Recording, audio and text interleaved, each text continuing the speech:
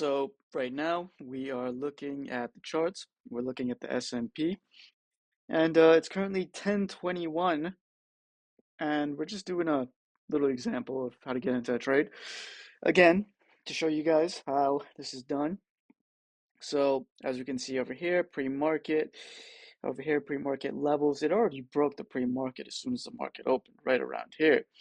Right around here would be a good entry point. As we can see, it's breaking above our indicators right there, and it's also breaking above our VWAP. There's a big movement right here. We're on the 5-minute chart, and it's continued going up. Now, we only have one share because we're working on the skill set, and we're up $2.26. Now, keep in mind, if this was 100 shares, this would be $226. So, and you know, the more shares you have, the higher the profit is. So let's look at it on the 1-minute chart. So here we are right over here. Here's the entry point.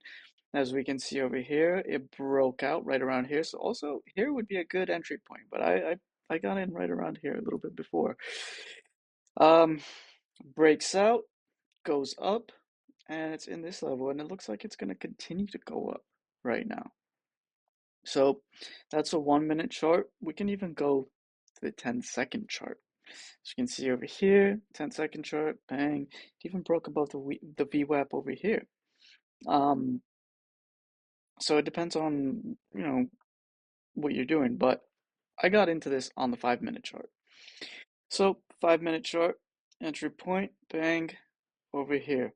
Now, I moved the stop loss right around here. In the beginning, I had it over here, and because I wasn't sure if the market would turn around, but as soon as it came up, I moved it. So right now, I'm going to place it right over here.